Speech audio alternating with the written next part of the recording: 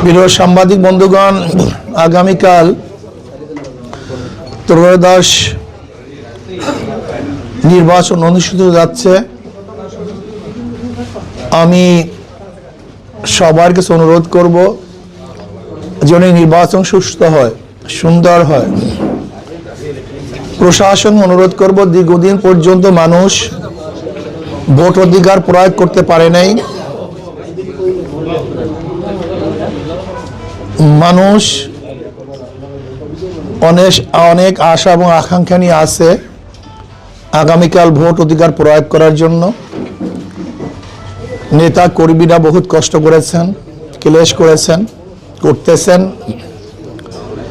আমরা প্রশাসনকে বলবো তারা যেন লেভেল প্লেইং ফিল্ড রেখে সুন্দর একটা নির্বাচন উপহার দেন, যে নির্বাচনে সমস্ত মানুষ তাদের ভোট অধিকার প্রয়োগ করতে পারবে নির্ভয়ে, যেখানে ভয় ভীতি বলতে কিছু থাকবে না, হুমকি দুমকি থাকবে না, এবং প্রশাসন কাউকে অহেতুক হয়রানি করবে না, অ্যারেস্ট করবে না।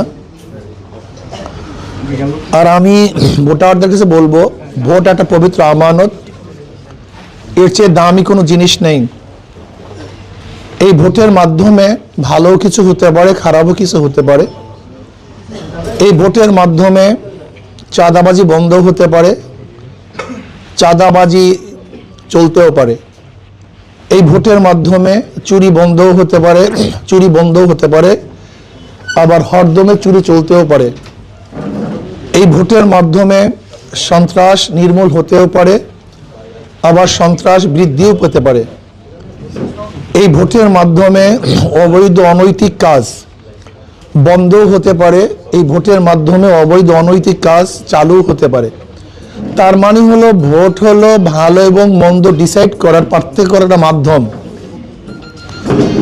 আসলে আমাদের কাছে ভোটের কোনো গুরুত্ব নাই, ভোটের গুরুত্ব আমরা অনেকেই বুঝি না। এর জন্য আমি মনে করব, যেই ব্যক্তিকে, যেই সংগঠনকে, যেই আদর্শকে ভোট দিলে মানুষ ভালো থাকবে, নিরাপত্তায় থাকবে, যেই মানুষকে নির্বাচিত করলে চাঁদাবাজি থাকবে না, গুন্ডামি মাস্তানি থাকবে না, মুসলমান, হিন্দু, বৌদ্ধ, খ্রিস্টান সবাই একই সাথে একত্রিত হয়ে সুন্দর একটা সমাজ গড়তে পারবো, আমি মনে করি এমন এক ব্যক্তিকে নির্বাচিত করা উচিত। প্রিয় সাংবাদিক বন্ধুগণ, আমি আপনাদের মাঝে আজকে আপনাদের মাধ্যমে সবাইকে আহ্বান করতে চাই। বরিশাল 5 এবং 6 আসনে আমি একজন প্রার্থী। আমি ইনশাআল্লাহ, যদি আল্লাহ পাক রব্বুল আলামিন আমাকে নির্বাচিত করেন,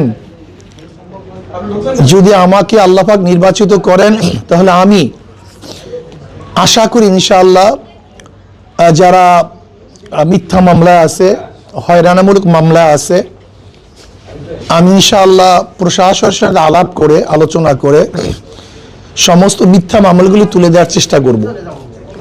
যদি আল্লাহ পাক আমাকে কবুল করেন, আমি বরিশালে চাঁদাবাজি একেবারে উৎখাত করার সর্বোচ্চ চেষ্টা করব, ইনশাআল্লাহ পারবো বলে আমি মনে করি। যদি আল্লাহ পাক আমাকে নির্বাচিত করেন, বিগত দিনে আমাদের যে অসমাপ্ত কাজগুলি আছে, আমি সবাইকে নিয়ে পরামর্শের ভিত্তিতে অসমাপ্ত কাজগুলিকে ইনশাআল্লাহ সমাপ্ত করার চেষ্টা করব। ইনশাআল্লাহ আমি চিহ্নিত করব আমাদের বরিশালে কোন কোন কাজগুলো অসমাপ্ত অবস্থায় আছে। আমি সাংবাদিক বন্ধু, বুদ্ধিজীবী যারা আছেন, ওলামায়ে কেরাম যারা আছেন, আমি সবাইকে নিয়ে একটা পরামর্শশালা করব। এই পরামর্শশালার ভিত্তিতে যেখানে যে অবস্থায় আমাদের সুন্দর কাজ আঞ্জাম দেওয়ার দরকার, আমরা সেখানে সেইভাবে সেই সুন্দর কাজগুলো আঞ্জাম দেওয়ার চেষ্টা করব। আর আমি বিশ্বাস করি, যেহেতু আল্লাহ পাক একটা দলের হাই কমান্ডের মধ্যে রাখছেন, আশা করি ইনশাআল্লাহ যদি আমাকে আল্লাহকে নির্বাচিত করেন, তাহলে আমি ইনশাআল্লাহ যারা দায়িত্বে থাকবেন, যারা আমাদের বাংলাদেশের কর্মকর্তা আছেন, যদি আমি তাদের কাছে অনুরোধ করি, আশা করি ইনশাআল্লাহ যদি আমি বৈধ যৌক্তিক কোনো অনুরোধ করি, আশা করি তারা আমার অনুরোধকে প্রত্যাখ্যান করবেন না, এটা আমার বিশ্বাস আছে।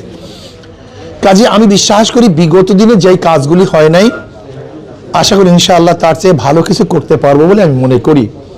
সবচেয়ে বড় কথা হলো, আমি বরিশালকে এত সুন্দর একটা নগরী, এই বরিশাল কনস্টিটিউশনকে এমন সুন্দর একটা এলাকা করতে চাই যেখানে সম্মিলিতভাবে সবাই বিভেদ মুক্ত, হয়রানি মুক্ত একটা সমাজ আমরা গড়ব, যেখানে সবাই মুসলিম, হিন্দু, বৌদ্ধ, খ্রিস্টান সবাই মিলেমিশে এই সুন্দর একটা শহর, সুন্দর একটা এলাকা করার চেষ্টা করব।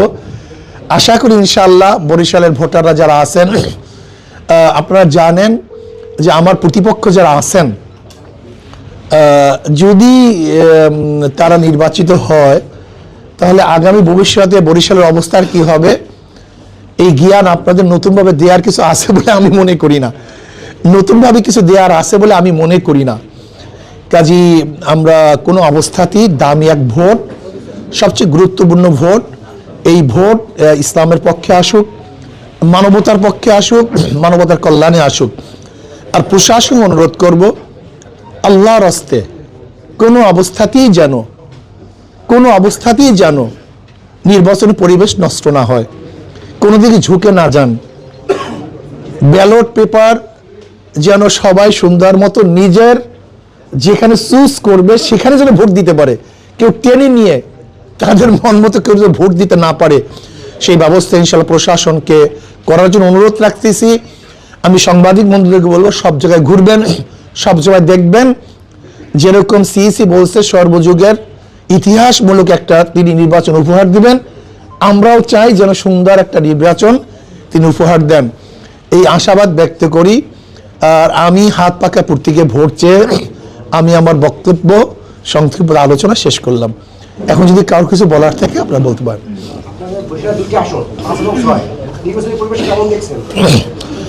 এখন পর্যন্ত ভালো, এখন পর্যন্ত যতটুকু আছে ভালো, কিন্তু আমি এই কথা বলবো না আগামীকাল কি হবে।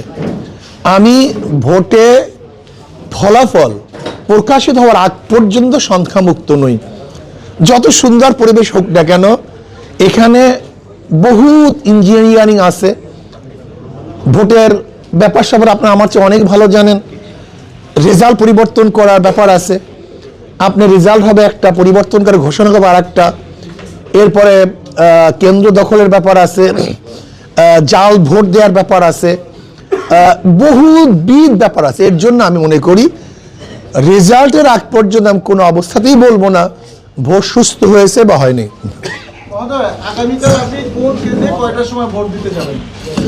আগামীকাল ইনশাআল্লাহ আমি রূপাতলী হাউজিংয়ে ইনশাআল্লাহ ভোরের দিকে আশা করি, ইনশাআল্লাহ ভোরের দিকেই ফার্স্ট দিকেই ইনশাআল্লাহ আমি ভোট দেওয়ার চেষ্টা করব।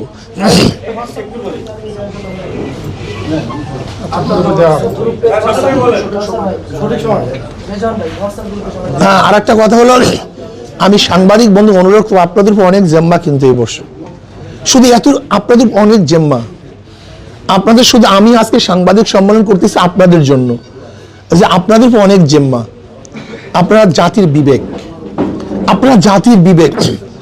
আপনারা একটু ঘুরবেন, দেখবেন কোন জায়গায় কি অবস্থা।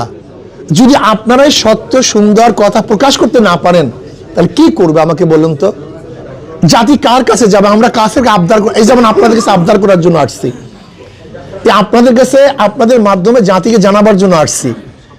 এখন আপনাদের মাধ্যম যদি নষ্ট হয়ে যায় তাই জাতি অন্ধকার আচ্ছন্নের মতো নিমজ্জিত হয়ে যাবে, সেখান থেকে জাতি বের হতে পারবে না। এর জন্য আমি জাতির বিবেক সাংবাদিক বন্ধুদেরকে বলবো, আপনাদের বহুত বড় দায়িত্ব, আপনারা প্রত্যেকটা সেন্টার দেখবেন, প্রত্যেক জায়গায় যাবেন, আপনাদের টিম যেন সব জায়গায় কাজ করে সুন্দর একটা নির্বাচন উপহার দেওয়ার জন্য। আপনাদের ভূমিকা কিন্তু 80% কাজে লাগবে, 80% কাজে লাগবে আপনাদের ভূমিকা। এই জন্য আল্লাহর রাস্তায় সুন্দর পরিবেশ সৃষ্টি করার জন্য আপনাদের জোরালো ভূমিকা আমি চাচ্ছি।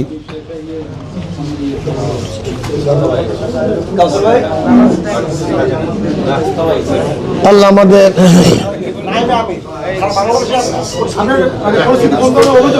না, যেমন আমাদের বরগুনায় ভোট চাওয়ার কারণে তাকে মারা হয়েছে, পটুয়াখালীতে একজনকে থেতলিয়ে দেওয়া হয়েছে, পাও ভেঙে দেওয়া হয়েছে। আমাদের ধানের শীষের প্রার্থীর পক্ষের লোকজন আমাদের একজন ব্যক্তির পাওকে ভেঙে দিয়েছে হাত পাকে ভোট চাওয়ার কারণে। এরকম বিভিন্ন জায়গায় ঘটনা ঘটছে এবং হুমকি টুমকি দেওয়া হচ্ছে। যেমন আমাদের টুঙ্গিবাড়িয়ায় আমাদের একজনকে হুমকি দিছে আগামীকাল যেন না যায়। এই জন্য আমি সরোয়ার ভাইকে বলবো, খাস করে আমি সরোয়ার ভাইকে বলবো এবং আবুল ভাইকে বলবো, বা বিভিন্ন জায়গার যার প্রতিদ্বন্দ্বিতা করতেছেন, আল্লাহর রাস্তায় আমরা একই জায়গায় বসবাস করব, একই জায়গায় থাকব, যেন আমরা কোনো অবস্থাতে কাউকে হুমকি ধমকি মারামারি কাটাকাটি আশ্রয় না গ্রহণ করি। পাবলিক যাকে ভোট দিবে সেই নির্বাচিত হবে, এরকম সুন্দর সুন্দর পরিবেশ আমরা চাই।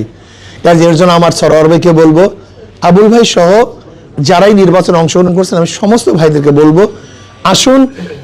দীর্ঘ দিন পর্যন্ত মানুষ ভোট অধিকার প্রয়োগ করতে পারে না, অধীর আগ্রহে তারা ভোট অধিকার প্রয়োগ করার জন্য এই দিনটার অপেক্ষা আছে।